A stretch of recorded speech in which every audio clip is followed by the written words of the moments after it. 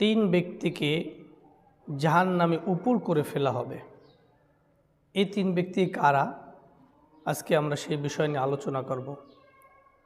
তিন ব্যক্তির মধ্যে প্রথম ব্যক্তি হলো শহীদ, 2 নম্বর একজন কারি, 3 নম্বর একজন দানশীল, যে দান করে থাকেন। শহীদকে আল্লাহ রব্বুল আলামিন কিয়ামতের ময়দানে জিজ্ঞেস করবেন, তুমি কিসের জন্য জিহাদ করেছিলে? ওই ব্যক্তি বলবে, ইয়া রব্বুল আলামিন, আমি দিন প্রতিষ্ঠিত করার জন্য, দিনকে বিজয় করার জন্য আমি যুদ্ধ করেছিলাম। আল্লাহ রব্বুল আলামিন জবাবে বলবেন, না, তুমি যুদ্ধ করেছিলে এজন্য যে তোমাকে বীর পালোয়ান বলবে, তোমাকে শক্তিশালী বলবে, তোমার নাম মানুষ উচ্চারণ করবে, শক্তিশালী হিসাবে সমাজে তুমি প্রতিষ্ঠিত হবে। এজন্য আল্লাহ রব্বুল আলামিনের কাছে সেদিনকার সে ধরা খেয়ে যাবে। 2 নম্বর একজন কারি, যিনি কোরআনকে সমুদ্র কণ্ঠে তিলাওয়াত করবেন।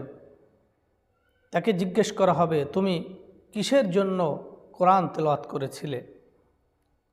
ওই ব্যক্তি উত্তর দেবে, রব্বুল আলামিন, তোমার কোরআন, তোমার জন্য আমি সমুদ্র কণ্ঠে তিলাওয়াত করেছিলাম। আল্লাহ রব্বুল আলামিন বলবেন, না, তুমি মিথ্যা বলছো, তুমি এজন্যই কোরআন তিলাওয়াত করেছিলে সুন্দর করে, যাতে মানুষ তোমাকে ভালো কারি বলে, বড় কারি বলে, আর সেটা তো দুনিয়াতে বলে ফেলেছে। 3 নম্বর একজন দানশীলকে জিজ্ঞেস করা হবে, তুমি কি জন্য দান করেছিলে? তখন ওই ব্যক্তি উত্তর দেবে, রব্বুল আলামিন, তোমার সন্তুষ্ট অর্জন করার জন্য আমি দান করেছিলাম। আল্লাহ রব্বুল আলামিন বলবেন, না, তুমি এই জন্য দান করেছিলে যাতে সমাজের মানুষ তোমাকে দানশীল বলে, সমাজের মানুষ যেন তোমাকে ধনাঢ্য ব্যক্তি হিসাবে সবাই চিনে জানে, তোমার নাম নেয়, তোমার সুখ্যাতি রয়েছে বা এরকম হবে, এজন্য তুমি দান করেছিলে, তুমি আমার সন্তুষ্টির জন্য দান করো না। এভাবে আল্লাহ রব্বুল আলামিন প্রশ্ন করবে এবং তার জবাব আল্লাহ তাআলা দিয়ে দিবেন। তারপরে তাদেরকে জাহান্নামে উপুর করে ফেলে দেওয়া হবে।